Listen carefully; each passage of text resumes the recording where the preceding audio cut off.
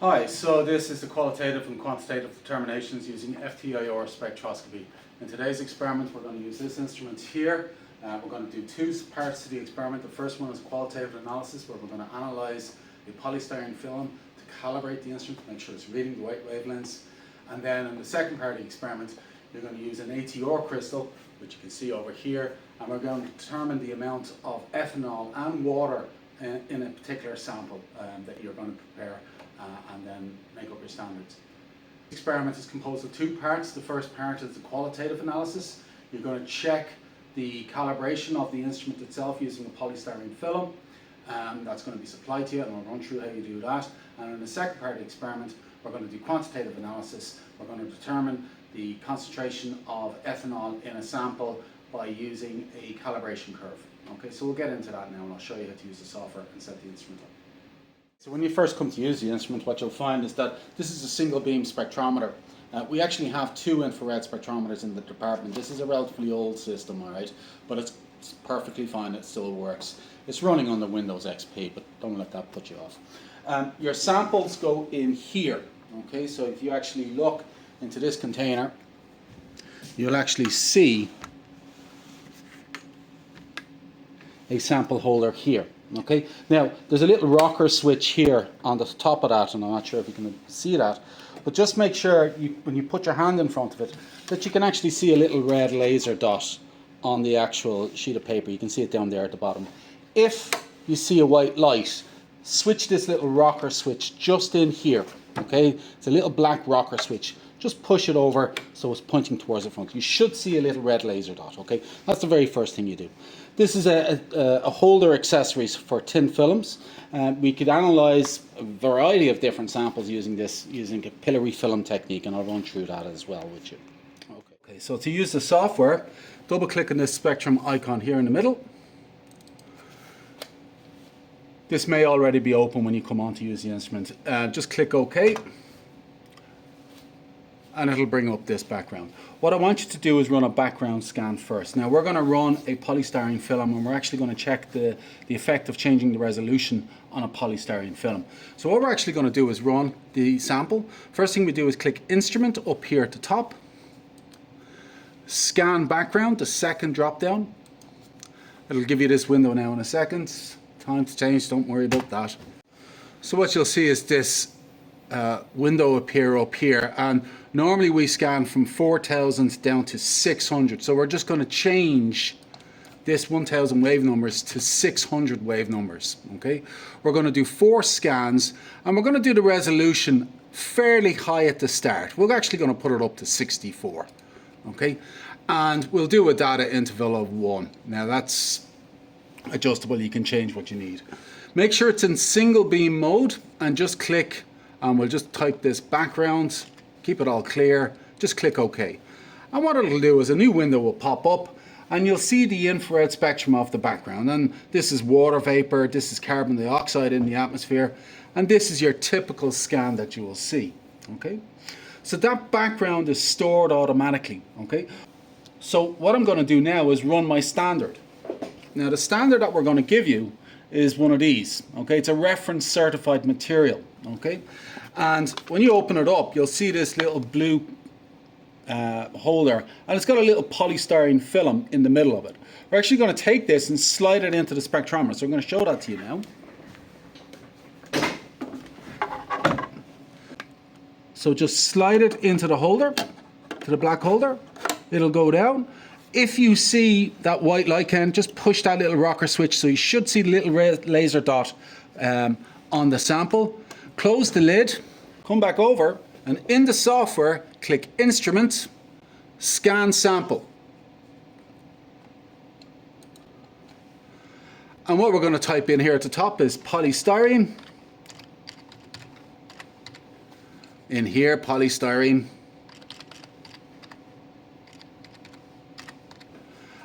We're going to put in here at the end 64 cm minus 1. That's just the resolution we recorded that. 64 cm minus 1. We'll go from 4000 to 600, 4 scans.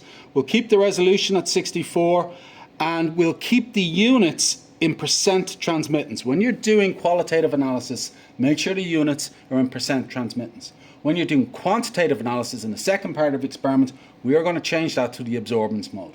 So at the minute, it's still in ratio. We just click OK. And it'll give me the infrared spectrum of polystyrene at 64 wave number resolution. Okay? We can actually click on this little icon here, the background icon, and we can press delete. And we can delete the background so we just have our infrared spectrum. That's an infrared spectrum, but it's not high resolution. And what we're actually looking for here, if on the front of the standards box, there's a number of wavelengths that are listed. So we can come along here and we can click this icon up here and we get a green line appear. We could just hold the cursor over the green line and we can drag it up and down. And we can actually position it. So the first one here is at shown at 3082. The second one then is 3060. And 3082 is about there. You can see that the peak is slightly off. So these peaks are actually slightly offset. There's another big one down at 1601, which is just about there. So if I drag this cursor over to 1601, you can see it's not exactly at 1601, it's at 1597. So it's a few wave numbers off, okay? And I'm just getting those numbers from this list here. So what I want you to do is for each one of these wavelengths, I want you to find the corresponding peak and write the number down. And then you're going to compare it. Okay, so that's the first part. What we're going to do now is we're going to rerun the exact same sample, but we're going to change the resolution. So the first thing to do is take out the sample that's in the spectrometer. Okay, so we're going to take out the sample, bring it over, just lift it out. Okay, be careful with this. This is fairly expensive, all right? So don't damage that surface. Close the lid. And what we're going to do now is go Instrument, Scan Background. We're going to do another background. Ignore that. Click on Instrument again. Sometimes this is a bit glitchy, this software. It's an old instrument. If it gives you that error, just ignore it and click on it again. Do it twice. It works the second time. I don't know why. It's just a quirk. What we're going to do is we're going to change the resolution setting from here down to, say, 1. Okay? 1 wave number. So this is going to be a massively improved spectrum that we're going to get. And we're going to just keep everything the same. 4000 to 600. 4 scans. We'll change the data interval to 1. Or it's actually auto increments it down to 0.5. We'll click OK. It'll run a background scan again. And you'll notice a difference between the 2 background scans. This takes much longer because we're moving the mirror that's inside this instrument at a much, much slower rate. So it takes longer to actually perform this part of the experiment. So we're going to give that a few minutes. So you can see it's far more noisy. You've still got that large peak here. This was the water feature I mentioned earlier, but you're picking up a lot more vibrational structure in your spectrum. That's the second scan done. When that's finished, what I'm going to do is place my sample back in and run the sample at the same resolution that I'm running that background. That's really important. That when you run a sample, it needs to be performed at the same resolution. So we'll call that background again. We'll call this 1 cm. Click new name. What I can do is, I don't want to see the background. I'm not really interested in that. So just click on the background. It stores it automatically in the memory of the instrument. Well, I'll just delete. Press the delete button here on your keyboard. So press that button there, delete, and it gets rid of it. But it stores it in the internal memory of the instrument. So it's still there. Okay? What I'm going to do now is place my sample back into the instrument and scan sample. Okay? I'm going to keep everything else the same. Resolution 4600, half a mil, everything else the same. I'm just now going to put my sample back into the spectrometer and press OK. So I'm going to do that now. And I'm going to change the data title to 1 centimeter. Both in the file name and the descriptor. So 1 on 1. So that's more reflective of what we're doing. Press OK, and we'll get the infrared spectrum. Again, this is going to take longer than the first time because we're scanning at a much higher resolution, so the mirror is moving much more slowly. And in a couple of seconds, we should see the infrared spectrum. Now this is far more information than the first spectrum, the one that you can see, the blue one here. This is the one that was done at 64. This is the one that's done at 1 centimeter. So you can see changing the resolution has an effect on the spectrum that you obtain. And features that weren't present in the original low resolution scan are now present in the high resolution scan. In fact, you can actually see them. These 3 peaks here, they're associated with a benzene ring. These peaks here are associated with CH groups, CH2, CH3 groups. So the polystyrene structure is actually a benzene ring linked by these carbon units. And when we actually compare the two spectra, if we just zoom in by clicking on the graph, drawing a box, holding it over and double clicking into it, you can actually see the blue trace in the background and of the low resolution one, but the high trace has lots more features. Okay, so again, it would be nice if you took a picture, up to yourself which one you want. If you want to get back to the original scan, click that button and that button. All right, this one up here and this one here will just reset the zoomed in region. So what I want you to do again is you can delete the 64 one. Okay, so just click on that icon there down at the bottom, press delete on the keyboard, and you'll end up with just your black spectrum. Now what I want you to do is click on the black spectrum by just clicking that file name there, and now drag your cursor, and you'll be able to set this to whatever wavelength these are, 3082. And if I zoom in, there's my 3082 peak there. And you can see that this one is slightly off. It's not exactly. So what I'm actually showing for this peak, okay, which is the certified material, it should be at 3082.23. I'm at 3081.24. Now these values are plus or minus 0.5 of a wave number. But again, I want you to come along to each one of these peaks that's listed here. The 3064 is the next one that you'll see. Okay, so 3060, we're reading 3058. So looking at that, at the high resolution, the instrument is slightly off. It's not reading in the exact wavelengths perfectly, okay? But it's not off by a huge amount, okay? Wouldn't be acceptable for industry, but it's perfectly fine for educational purposes. So go through the list, find each of the peaks, write the values down for the high and the low resolution scans, and put them into your report. Once you've done that, the next part of the experiment relates to doing quantitative analysis. So on the sheet that's placed in front of you, what you will actually find is the second part of the experiment. We are going to do a quantitative analysis. So we're not going to use the tin film holder that we've been using already. What we're actually going to use is this guy here. This is an ATR attachment. Okay, and basically we're going to place our sample in here. We're just going to fill it up with a plastic dropper. This is a zinc selenide crystal. Okay, and what basically happens is that the light enters the spectrometer through this port here, bounces off a couple of mirrors that you can actually see on the inside of it. Okay, these are front face mirrors. Okay, one of them's a flat, one is parabolic. The parabolic mirrors focus the light onto the edge of the crystal, and something really interesting happens when you focus that light onto the edge of the crystal. The light bounces along the crystal, and it bounces because the crystal's got such a high refractive index. The light beam, which is known as an effervescent wave, leaves the crystal, enters the sample, and comes back into the crystal. So it traverses along the path length of the crystal. Now this crystal is about 5 centimeters in length, and there are a certain number of reflections that you get along this crystal. We do have a diamond ATR crystal on the other infrared spectrometer that's sitting over here to the left, okay, and the chemists amongst you will use that with Dr. Coyle, okay. For second year, I'm only going to focus on using this guy here in the Perkin-Elmer system, okay. To install this, give me a shout. I will actually install one. So when you're ready to do the quantitative part of the experiment, call me and I will install this into the spectrometer for you. But once it's done, I'm going to actually demonstrate how it's actually done.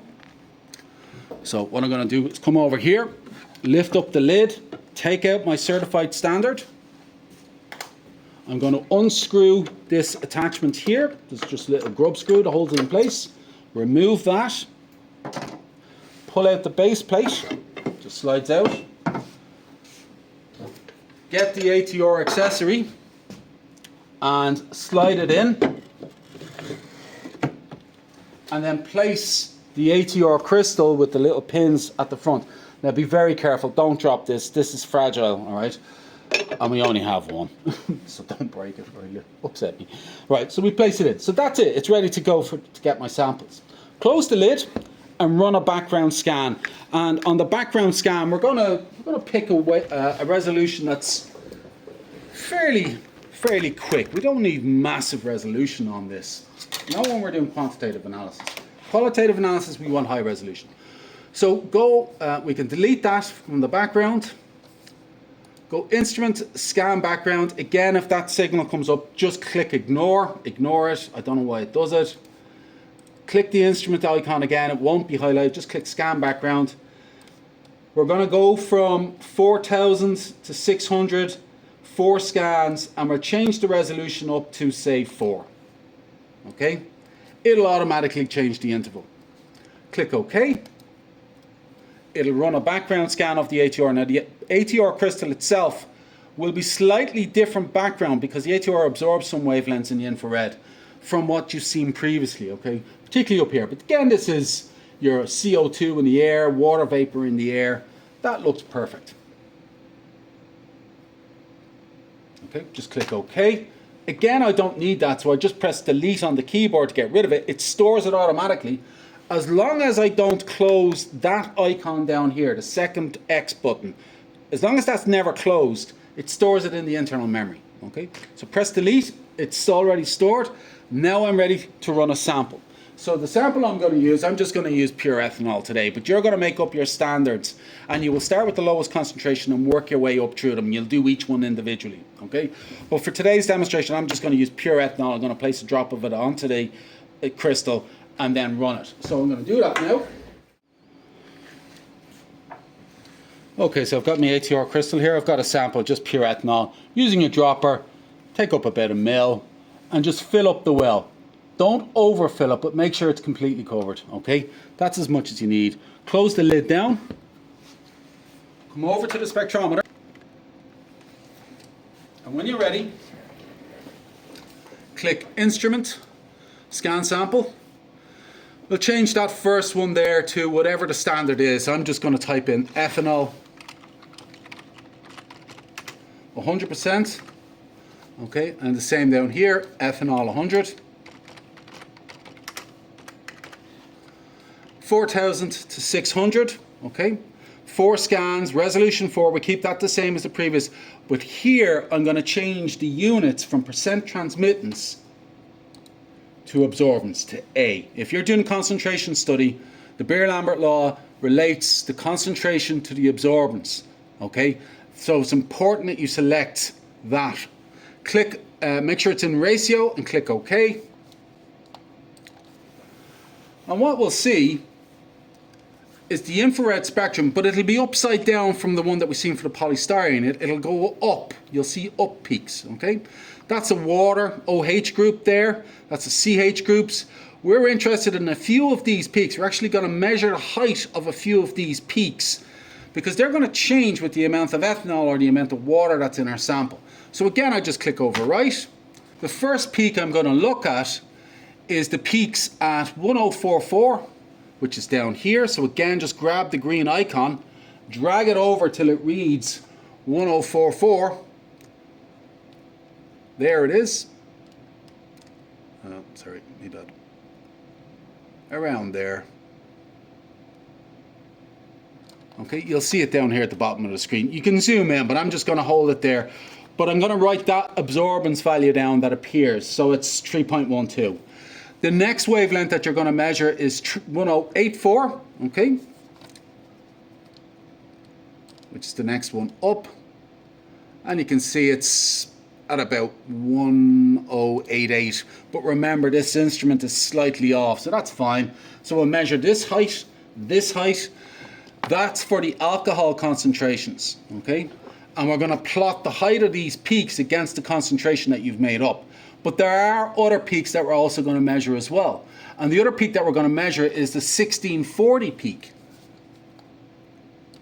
which is about there. Okay, now I'll try and get it right. Okay, so it's just there. Now, on this scan, there's nothing there. You can't see it. But that's a water feature that we're going to measure. But this is pure ethanol that I've run, so I'm not surprised that there's no peak there. On your standards, when you run them, you will have a peak appearing here, and you're going to measure the height of that. And that will give you an indication of the amount of water that's in your sample. So once you've done that, you'll prepare your calibration curve. You do it in duplicate. Okay, so you'll do 2 sets of standards, you'll run them. Then you will run your sample, and you will do a triplicate measurement of your sample. Okay, so you'll have the average based on 3. Okay, use the equation of the line to calculate the concentration of water in your sample, of ethanol in your sample, using those 3 wavelengths, there, and there. And that's your report. That's all you got to do. So, get to it.